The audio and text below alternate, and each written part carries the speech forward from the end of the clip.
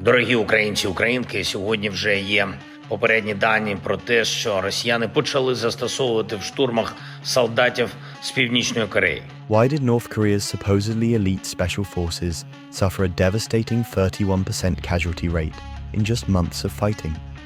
How did soldiers trained for decades in one of the world's most militarized nations end up walking through minefields in single file like human mine detectors?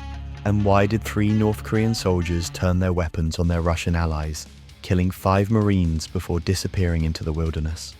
You're going to hear all that and more through the brutal story of how North Korea's first modern combat deployment became a masterclass in how outdated tactics, cultural isolation, and systematic mistreatment can turn elite infantry into cannon fodder. When North Korea deployed up to 15,000 troops to Russia's Kursk region, they weren't sending conscripts or desperate volunteers. These were supposedly the cream of the Korean People's Army, officially designated as special forces by Russian sources, though more accurately described as elite light infantry, with the most training and best equipment North Korea had to offer. Colonel Kassad, a Russian military blogger, praised their physical conditioning. North Koreans, due to the peculiarities of life in their country, are physically developed and accustomed to living in harsh conditions. They could train for 8 hours a day without breaking down. Unlike many Russian recruits who were injured or out of shape, their marksmanship was legendary. A huge amount of time is devoted to it in Korea, and for almost any private, the Kalashnikov is almost native, Russian sources noted. But physical fitness and shooting skills from an isolated training ground would prove catastrophically inadequate for modern warfare's brutal realities. These elite soldiers were about to discover that decades of preparation meant nothing when the preparation was for the wrong kind of war. The first sign of disaster came when North Korean commanders insisted on conducting operations the way they'd been trained, massive frontal assaults across open terrain using company-size formations. Russian instructors were horrified by what they witnessed. The hardest thing was to explain to the Korean commanders the futility of assault operations with large forces, reported Russian trainer Alexander C. The Allies wanted to attack beautifully on a broad front, not even using platoons but companies. Drone footage captured the results. North Korean soldiers advancing in neat lines across open fields, perfectly spaced like a parade ground exercise. This wasn't tactical incompetence. This was exactly how they'd been trained to fight. The problem was they'd been trained to fight the Korean War of 1950, not the drone-saturated battlefield of 2024. Ukrainian forces watched in disbelief as wave after wave of North Korean infantry advanced in formation, presenting perfect targets for artillery, drones, and machine gun fire. The carnage was predictable and devastating. Beyond tactical disasters, the North Koreans faced a more basic problem. They couldn't communicate with their supposed allies. Language barriers created a deadly fog of confusion that Russian forces struggled to overcome. The first thing that we encountered, of course, was the language barrier, explained a Russian commander with the callsign Kondrat. The solution was crude: grab North Korean leaders, train them with interpreters, then send them back to teach their troops using a phrasebook of 20 to 25 Russian words. This communication breakdown had lethal consequences. North Korean soldiers, unable to distinguish between friendly and enemy drones, began shooting down everything in the sky.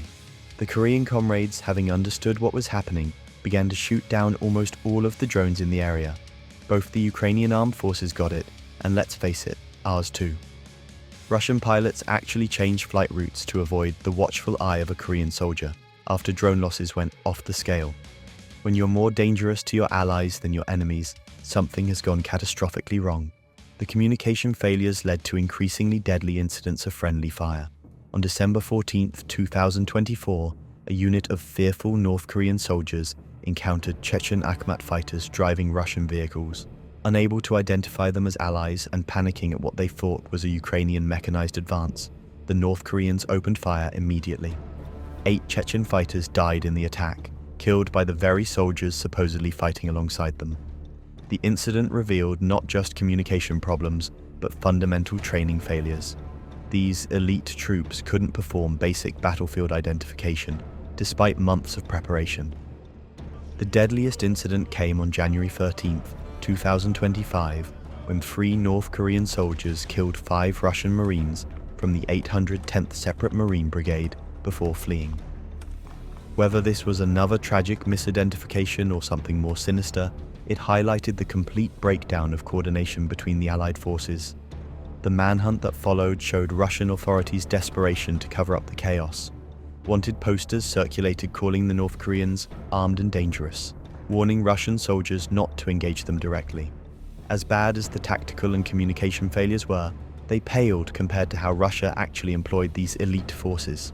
Rather than integrating them as equals, Russian commanders used North Korean troops exactly as expendable cannon fodder. South Korean Defense Minister Kim Jong-hyun stated bluntly, "Kim Jong-un is selling North Korean soldiers as cannon fodder mercenaries." This wasn't hyperbole. Ukrainian Senior Sergeant Petro Haidashchuk, whose unit captured Russian soldiers, reported what those prisoners revealed about North Korean deployment. The North Koreans' task, according to the captured occupiers, was exclusively assault operations, while the Russians were meant to secure the positions in case of success, Haidashchuk explained. The North Koreans went first, absorbed the defensive fire, and died in large numbers so Russians could follow up if anything survived. South Korean Ambassador Hwang Jung-kook described the systematic abuse. The North Korean soldiers used old-fashioned human wave tactics and were then chased and attacked by Ukrainian drones. They were even crossing landmine fields in a single column, 3 to 4 meters apart, like human mine detectors without cover or mine-clearing vehicles.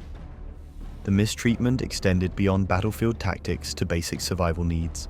North Korean soldiers complained constantly about insufficient rations, with many suffering from malnutrition, severe enough to affect combat effectiveness. Reports indicated they often went 4 to 5 days without food or water. Major General Mevlyutov, sent to address the food crisis, eventually had to steal rations from the 11th Air Assault Brigade's reserves just to keep the North Koreans from starving. Yet the 810th Marine Brigade, supposedly responsible for the North Korean troops under their command, continued to withhold adequate supplies. Many North Korean soldiers discovered they'd been lied to about their mission entirely. Captured soldiers born in 2005 told Ukrainian interrogators they thought they were going for training, not to fight a war against Ukraine. These teenagers had been shipped thousands of miles to die in a foreign war they never agreed to join. Чи знаєте ви, де ви зараз? 지금 여기가 어딘지 알아? Не знає. Ви перебуваєте в Україні. 넌 지금 우크라이나에 있어, 우크라이나. Ви знали, що ви воюєте проти України? 우크라이나 상대로 싸우는 거 알고 있었지. 몰랐어? Не знав. А що вам казали ваші командири, коли відправляли на війну? 그러면 여기 지휘관들 모자는 뭐라고 그랬어? 누구랑 싸운다고 했어? 훈련을 실전처럼 해본다고 했어요. Йому казали, що просто тренування. Their families back home were forced to sign pledges promising not to speak about any deaths, meaning these soldiers wouldn't even be remembered if they died.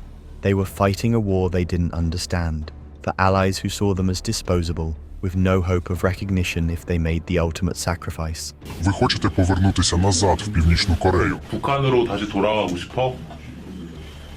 조선으로 다시 돌아가고 싶어? Так. Ви хочете повернутися назад в Північну Корею? 다시 북한으로 돌아가고 싶어? 우크라이나 사람은 맞좋은가요? 우크라이나 괜찮은 거 같아? 여긴 좋아. 여기서 살고 싶어요. Я хочу жити в Україні. To their credit, the surviving North Korean forces did eventually adapt. During real combat operations, they quickly realized that they would not win very much this way, Russian sources admitted. On the move, they reorganized into small groups which demonstrated results. The problem was that this learning process came at an enormous cost in lives. By the time North Korean commanders figured out that company-sized frontal assaults were suicide, they'd already lost thousands of soldiers to preventable tactical disasters. Some units learned drone warfare and modern battlefield communication. Others developed effective small unit tactics and began coordinating better with Russian forces. But these adaptations came far too late for the soldiers who died learning lessons that should have been taught before deployment. The survivors who returned to North Korea brought valuable combat experience with them, but that knowledge was bought with the blood of their comrades who died as test subjects for modern warfare principles. The rest of the world had learned decades earlier. The North Korean combat failures in Kursk represent more than just tactical mistakes or poor leadership. They demonstrate the catastrophic cost of military isolation in an interconnected world. North Korea's military, despite its impressive size and dedication, had spent decades preparing for a war that no longer existed. Their troops were superbly conditioned and well-trained for the 1950s warfare, but completely unprepared for the reality of modern combat. Drones, precision artillery, real-time intelligence, and combined arms operations were alien concepts to soldiers whose tactical education stopped with the end of the Korean War. The human cost was staggering. South Korean intelligence estimated 4,700 total casualties out of 15,000 deployed troops, including approximately 600 killed. That 31% casualty rate represents the complete failure of a military system that prioritized ideological purity over practical effectiveness. Most tragically, many of these deaths were entirely preventable. With proper preparation, realistic training, and basic integration with Allied forces, these soldiers could have been effective contributors to Russian operations, rather than expensive targets for Ukrainian weapons. The North Korean deployment to Kursk offers sobering lessons about the realities of modern warfare. Physical fitness, marksmanship skills, and ideological motivation matter far less than tactical flexibility, technological integration, and realistic training for contemporary threats. Kim Jong-un's decision to honor the fallen as heroes of the DPRK and promise continued deployments suggests these lessons haven't been learned. The regime appears more interested in propaganda value than addressing the systematic failures that killed thousands of its soldiers. For military planners worldwide, the North Korean experience demonstrates that decades of training become worthless when that training is based on outdated assumptions. In modern warfare, there's no substitute for realistic preparation, effective communication, and genuine integration with Allied forces. The North Korean soldiers who died in Kursk weren't cowards or incompetents. They were products of a military system that failed them catastrophically, sending them to fight a war they weren't equipped to understand, let alone win. Their sacrifice serves as a stark reminder that in warfare, good intentions and individual courage can never overcome systemic failures and institutional blindness.